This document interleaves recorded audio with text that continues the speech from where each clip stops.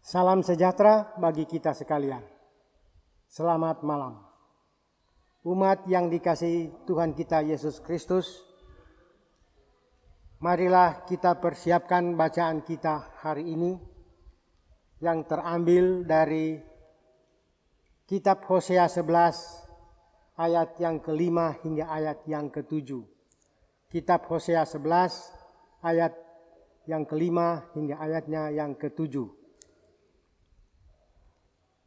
Sebelum kita membaca firman Tuhan ini, mari kita berdoa, mohon bimbingan Roh Kudus. Kita berdoa. Bapa di surga, saat ini kami akan membaca firman-Mu. Penuhi hati dan pikiran kami dengan kuasa Roh Kudus-Mu, supaya kami bisa memahami kehendak-Mu melalui firman yang akan kami baca dan renungkan ini. Kami ingin firman-Mu hidup di dalam kehidupan kami. Jangan biarkan firman-Mu berlalu begitu saja, melainkan mampukan kami untuk selalu merenungkan dan melaksanakan firman-Mu setiap hari, apapun itu tantangannya. Biarkan firman-Mu menjadi penuntun jalan hidup kami. Hamba-Mu ini yang akan menyampaikan firman-Mu, beri kemampuan melalui Roh-Mu yang kudus. Dalam nama Yesus kami berdoa. Amin. Umat yang dikasihi Tuhan, kita akan membaca firman Tuhan. Saya ajak kita bangkit berdiri untuk mendengarkan firman Tuhan yang terdapat dari Hosea 11 ayat 5 hingga ayat yang ke-7. Yang menyatakan, mereka harus kembali ke tanah Mesir, dan Asyur akan menjadi raja mereka. Sebab mereka menolak untuk bertobat. Pedang akan mengamuk di kota-kota mereka. Akan memusnahkan palang-palang pintu mereka. Dan akan memakan mereka di benteng-benteng mereka. Umatku betah dalam membelakangi aku. Mereka memanggil kepada Baal dan berhenti meninggikan namaku. Demikian firman Tuhan. Haleluya. Jemaat dipersilakan duduk.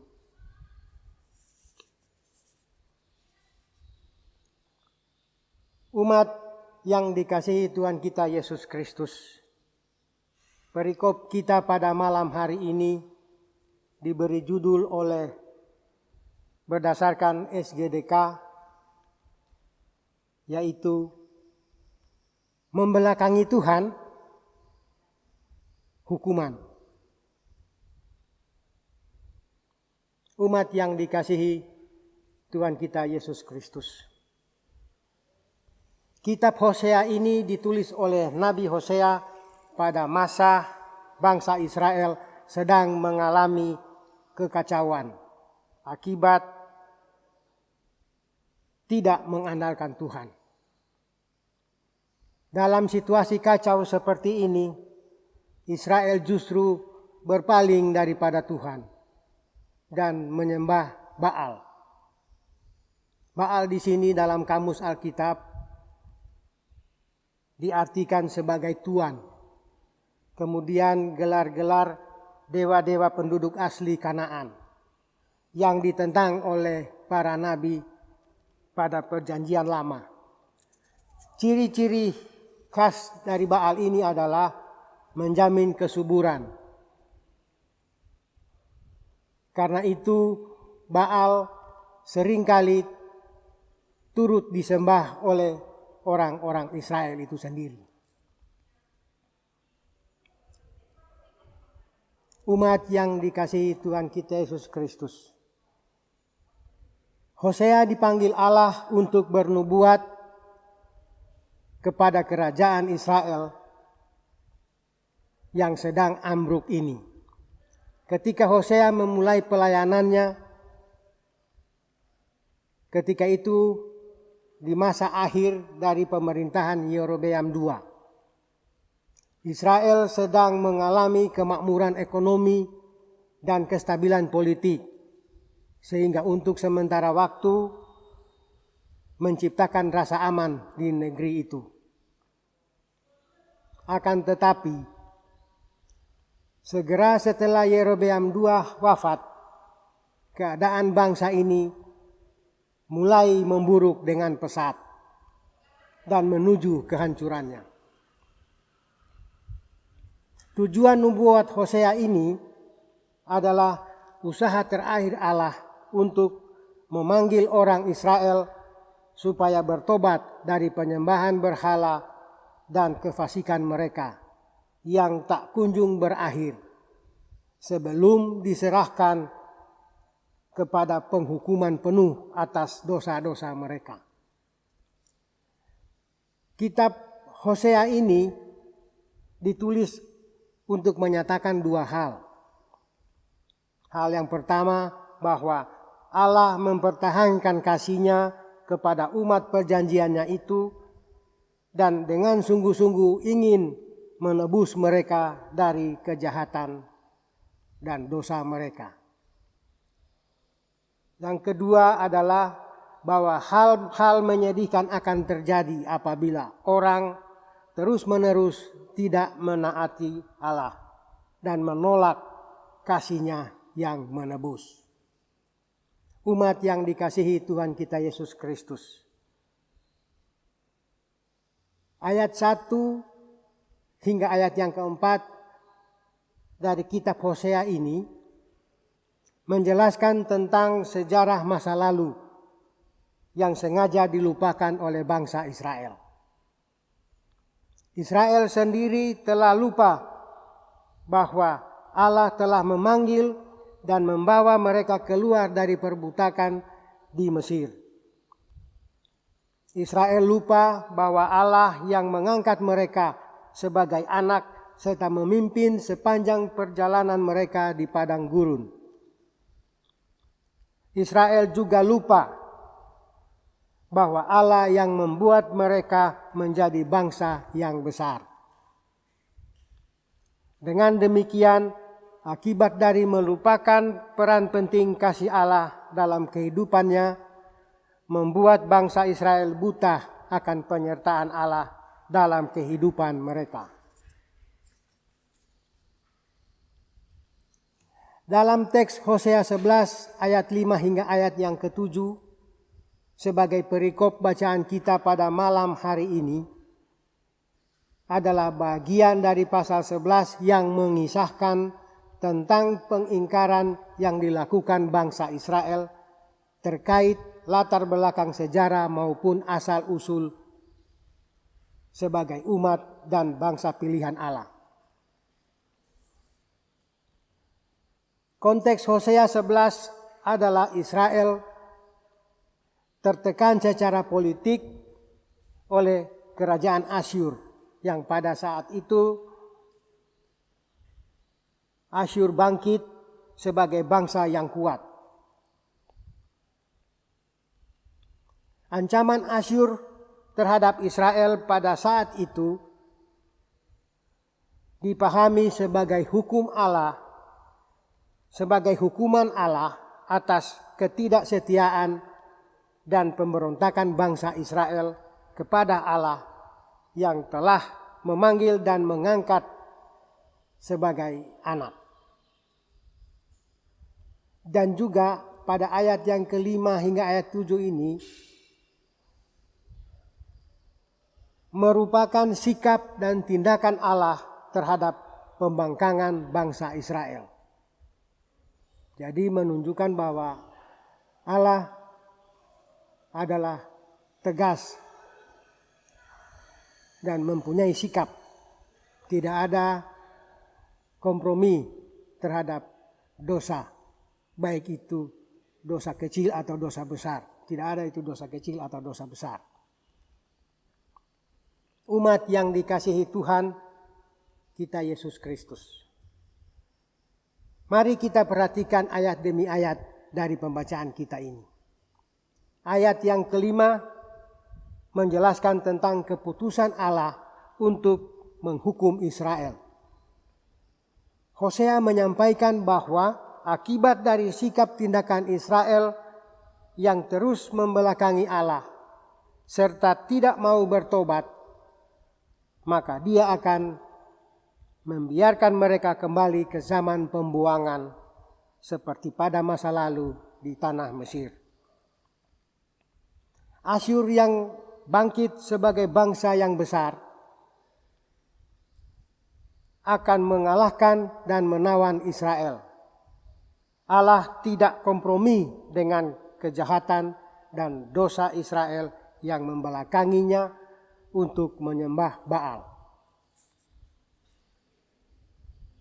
Pada ayat yang ke-6 menjelaskan bentuk hukuman yang akan dialami oleh bangsa Israel, yaitu peperangan yang sangat mencekam dan mengancam seluruh bangsa. Tidak seorang pun yang dapat menyelamatkan diri dari peperangan itu. Kota-kota, benteng-benteng, dan pintu-pintu gerbang yang kuat, juga kokoh sekalipun, tidak akan mampu menahan serangan peperangan itu. Semuanya akan dihancurkan dan dimusnahkan. Setiap orang yang berusaha bersembunyi di benteng-benteng pun akan dibunuh.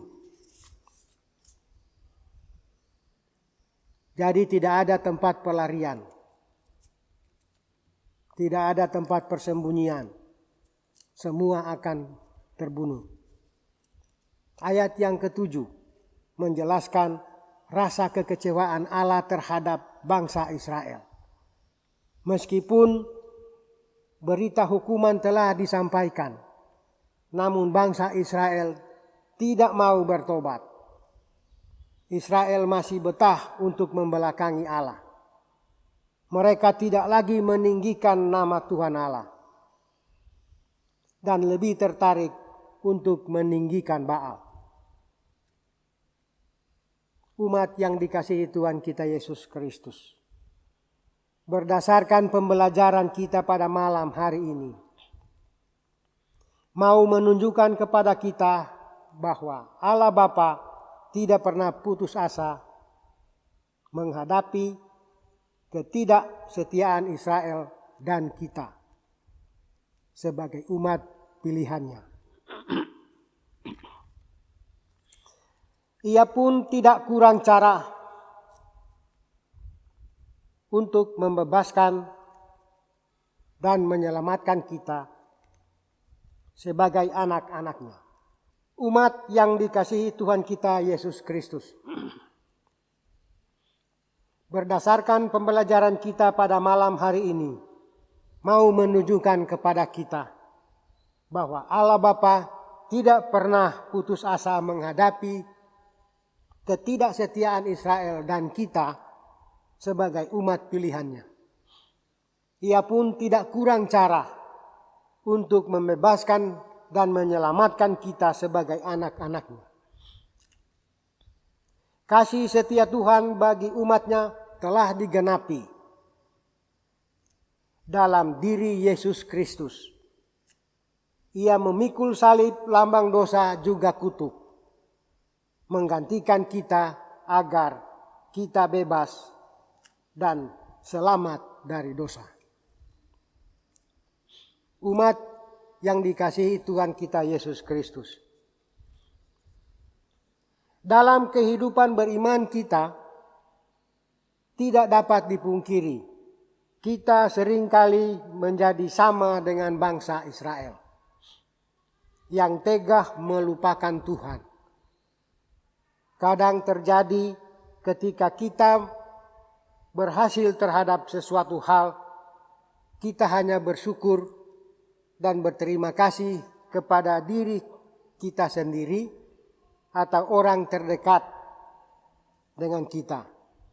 Tapi kita lupa mengucap syukur kepada Tuhan yang sudah campur tangan dalam setiap proses keberhasilan dalam kehidupan kita. Panutan kehidupan orang beriman adalah karakter daripada Tuhan Yesus Kristus itu sendiri. Ia adalah pribadi yang setia dalam segala perkara. Sampai kepada perkara maut pun ia tetap setia dalam menjalaninya. Terkadang mungkin kita masih hanya setia kepada perkara-perkara yang membawa kita kepada kebahagiaan, yang membawa kita kepada kesenangan. Tapi ketika kita dihadapkan pada situasi yang tidak baik atau tidak mengenakan, yang membawa kita pada kesusahan, kita tidak mau menghadapinya. Malah seringkali kita menganggap Tuhan itu adalah pribadi yang tidak adil dan membuat kita melupakan hal-hal baik yang sudah Tuhan berikan kepada kita sebelumnya.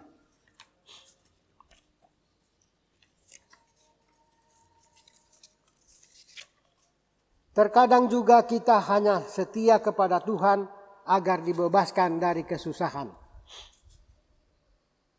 Namun ketika Tuhan sudah membebaskan kita, kita malah lupa dan menganggap keberhasilan kita lepas dari kesusahan adalah hasil kerja keras dari diri kita sendiri, tanpa ada campur tangan Tuhan.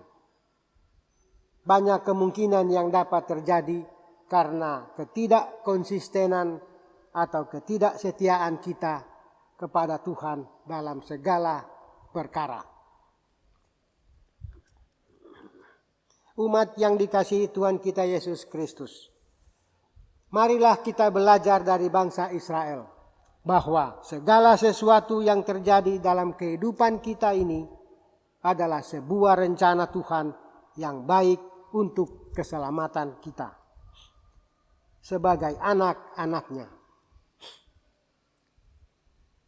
Tetaplah setia kepadanya baik di waktu susah maupun di waktu senang. Janganlah kita mudah melupakan kebaikan Tuhan dalam kehidupan kita. Kita hidup di dunia semata-mata hanya karena anugerah kasih Tuhan. Dengan demikian, tetaplah setia kepadanya dalam segala hal. Apapun yang terjadi di dalam kehidupan kita, tetaplah meninggikan Tuhan dalam segala kondisi, apalagi dalam kondisi pandemi saat ini, yang juga merupakan bagian dari rencana Tuhan dalam kehidupan kita. Rasa hormat kita kepada Tuhan pada saat ini diuji. Apakah kita masih konsisten dengan protokol ibadah yang ada walaupun lewat virtual saja? Atau malah sebaliknya? Jangan pernah berpaling daripadanya. Tetaplah setia kepada Tuhan. Setia terhadap perintah-perintahnya. Bukan hanya setia kepada menjalankan protokol kesehatan, tetapi juga tetap setia terhadap protokol ibadah yang sudah ditetapkan oleh Sinode GPIB. Baik itu ibadah minggu, ibadah pelkat, maupun ibadah keluarga. Laksanakan itu secara konsisten sebagai wujud penghormatan kita kepada Tuhan, Sang Empunya kehidupan. Dalam 1 Samuel 2 ayat 30b menyatakan, demikian firman Tuhan, jauhlah hal itu daripadaku, sebab siapa yang menghormati aku akan kuhormati. Tetapi siapa yang menghina aku akan dipandang rendah. Tuhan Yesus memberkati kita sekalian. Amin.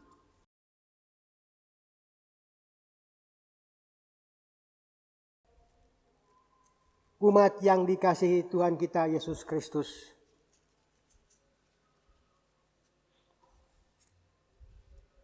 kita akan masuk di dalam doa syafaat. Kita berdoa. Kembali kami datang menghampiri kekudusan-Mu ya Tuhan. Kami sangat bersyukur kami dapat duduk bersama dalam persekutuan yang beribadah di hari Rabu ini. Walaupun kami tidak duduk berkumpul dalam suatu persekutuan ibadah keluarga, namun ada persekutuan kecil di keluarga kami masing-masing, yang di dalamnya kami bersama-sama beribadah kepadamu melalui ibadah keluarga secara virtual pada malam ini.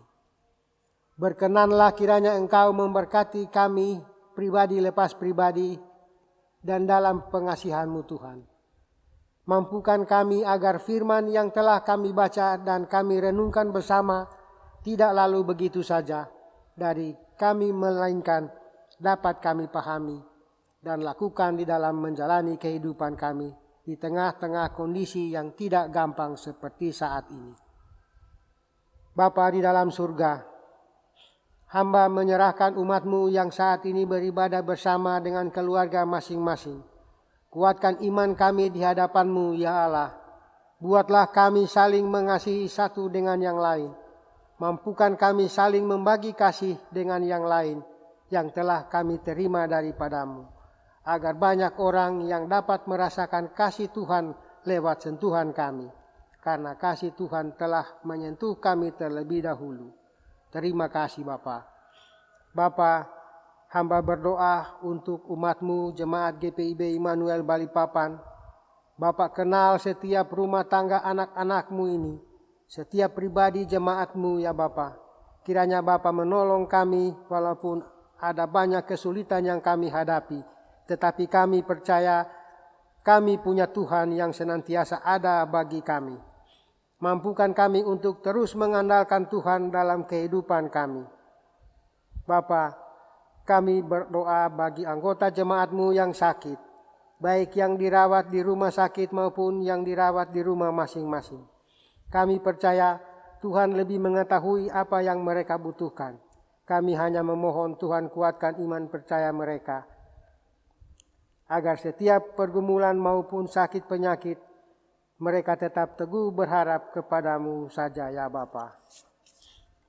Kami berdoa untuk PHMJ dalam program-program kerja baik yang sudah dilaksanakan, yang sedang dilaksanakan maupun yang akan dilaksanakan di depan. Dan kami sadar ada banyak tantangan yang kami hadapi, tapi kami percaya dan yakin Tuhan selalu ada bagi hamba-hamba-Mu ini di dalam pelayanan mereka.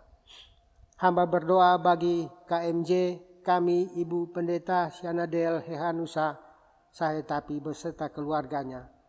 Juga para penatua dan diaken yang melayani di Gereja Immanuel Balikpapan ini. Kuatkan iman kami dalam melaksanakan tugas panggilan kami, supaya kami dapat terus melayani Tuhan dalam kekuatan dan kesehatan yang Tuhan anugerahkan kepada kami. Terima kasih ya Bapa, kami serahkan seluruh hidup kami dalam tangan pengasihan-Mu. Kami juga mau berdoa bagi tim kerja multimedia yang sudah berusaha mendukung terlaksananya ibadah keluarga ini secara virtual. Bapa, berkati setiap pribadi dari para petugas-petugas multimedia ini dan mampukan mereka dalam melakukan tugas pelayanan mereka agar apa yang mereka lakukan itu yang terbaik bagi Tuhan. Ya Bapa, kami berdoa untuk bangsa dan negara kami. Ada banyak hal sulit yang dihadapi oleh bangsa dan negara kami. Tuhan tolong kami, khususnya kepada pemerintah daerah Kota Balikpapan yang sedang memimpin saat ini. Berkati dan pimpinlah mereka agar mereka bekerja sesuai dengan tugas dan fungsinya. Sehingga mereka bisa memimpin dengan adil dan benar, dapat membuat rakyat hidup damai, aman dan makmur. Terlebih khusus mampu menghadapi persoalan pandemi COVID-19 ini. Ya Bapa, inilah doa yang kami sampaikan kepadamu melalui Tuhan kami Yesus Kristus yang telah mengajar kami berdoa bersama. Bapa kami yang di surga, dikuduskanlah namamu. Datanglah kerajaanmu, jadilah kehendakmu seperti di bumi, di surga seperti di bumi seperti di surga.